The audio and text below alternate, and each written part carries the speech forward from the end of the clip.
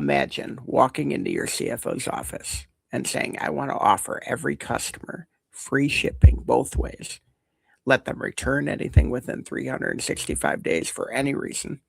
And I want our call center agents to spend as long as they want on every single phone call. Your CFO would probably call security, but Tony Hsieh called it a strategy, and it made Zappos worth $1.2 billion. This is the story of the most counterintuitive customer service play in e-commerce history. Hello, I'm Todd Hagopian, the original Stagnation Assassin. Today, we're opening the vault on Zappos' radical customer service strategy to see if it was a strategic slaughter or a stagnation suicide. Tony Hsieh didn't just sell shoes. He sold happiness, and the market paid an absolute premium for it. Let's look at the stagnation score. Online retail in the early 2000s was a trust wasteland. Consumers were terrified of buying anything online that they couldn't try on first. Shoes, especially. How do you sell shoes on the internet when people can't feel the leather, test the fit, or walk around the store? The incumbents, Nordstrom, DSW, Foot Locker, thought online shoe sales were a novelty. The stagnation score for the online footwear market, probably an 8 out of 10. The barrier wasn't the technology, it was the psychology. And nobody was attacking the psychological fortress. So let's do the technical audit here.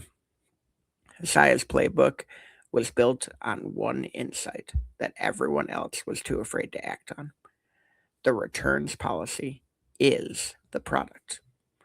Orthodoxy smashing innovation here, the sacred cow of retail, was to minimize returns. Every MBA program taught it, every retail obsessed over it. Returns are cost, returns are waste, returns are the enemy. Hsieh slaughtered that sacred cow with a 365-day return policy, a full year. Free shipping to you, free shipping back if you return, no questions asked. On paper, this looks like financial insanity. In practice, it was psychological mastery, and here's why. When you remove all risk from the purchase decision, people buy more, a lot more. And the data proved it. Zappos' best customers were their highest returners. The people who sent back the most shoes also bought the most shoes. The returns weren't a cost center, they were a customer acquisition machine. The Karelin method here, Hsieh applied the 600% productivity thinking to customer service. Zappos' call center had no scripts, no time limits, no upselling quotas. Agents were encouraged to build genuine relationships with their callers. The famous story of a 10-hour customer service call isn't a bug, it's the brand. While every other e-commerce company was trying to minimize human contact and push people to FAQs and chatbots, Zappos leaned into the human connection with relentless and unconventional force. They hired for culture fit, they trained for empathy, and they measured customer happiness rather than call duration. The 80-20 matrix here, Hsieh understood that a small percentage of fanatically loyal customers would drive the majority of his revenue. He wasn't optimizing for the casual browser, he was optimizing for the evangelist, the customer who tells 10 friends about it, the customer who tweets about their experience, the customer who becomes a walking advertisement for their product.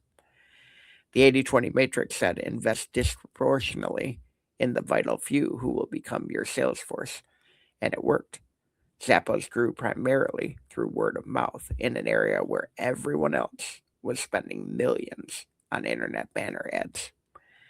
But let's look at the hindsight homicide now for the painful part in this story.